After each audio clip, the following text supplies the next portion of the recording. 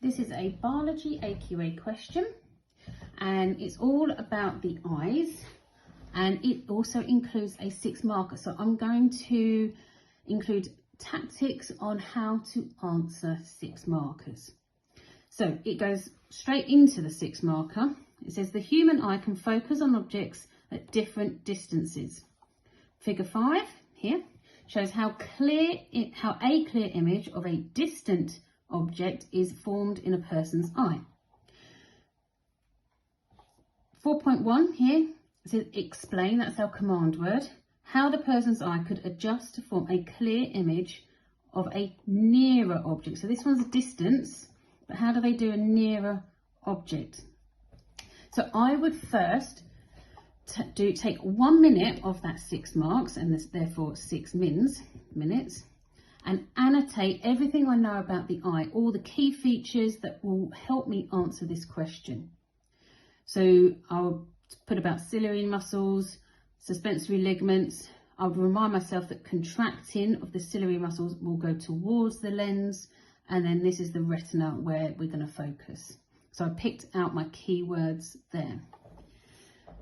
I will then think about, right, nearer objects. For a nearer object, you need a thicker lens, so there's more convergence of the light rays. Again, make sure you use these keywords such as light rays as well. It's already labelled. They're there to give you guidance and clues. I would then talk about, if we just put this in brackets because that's the opposite, I would then think about what the lens would look like for near objects, what's going to happen to my ciliary muscles and my suspensory ligaments to help that lens thicken. So I know that the ciliary muscles will contract and obviously contract in, loosen the lens and the ciliary muscles so that the lens then fattens. So these are all the key features that they want in your answer. So this will be my brainstorm that I would do for 1 minute before starting to write the answer. So obviously don't brainstorm on the line section, brainstorm around the image, and then when you think, right, yes, I've got everything I need, you then take 4 minutes, maximum 4 minutes, to write your answer. I would then allocate the final minute of that 6 marker, but to read over the question again and check my writing and my grammar. But I wouldn't do that just yet. I'm going to actually go on to another question here before I go back to that. So it gives me a break from that answer so that it enables me to highlight and observe any silly mistakes that I have made, but don't forget to go back to it.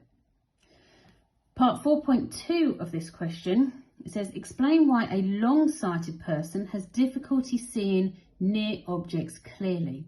Now this is only 2 marks. All they want is that you to mention that the lens is not thickened enough, so it's not going to give enough convergence to enable it to focus on the retina. Okay, so it's going behind the eye. So your focal point here would be out here. So it would completely avoid converging onto the retina. That's all they want for that because it's only 2 marks. And then the final answer, final question, 4.3, says long-sightedness can be corrected by wearing spectacles. Describe, that's our command word, how spectacle lenses can correct long-sightedness. So this is a 3 mark. So in your mark scheme and in the correct answer, you must state these 3 things. So 1, the lens of the glasses need to be convex. Remember, that's protrusion out. Remember, concave is like that. Reminds me of a cave going into a cave. So that's how I remember the difference between these 2. So because it's convex, the light rays will converge or be refracted more. So that's your 2nd mark. So that will enable you to focus or maneuver the light rays to focus back onto the retina. So these are all key features for a AQA question sheet. And then at the end of that question, go back, read that 6 marker again and make sure it all makes sense.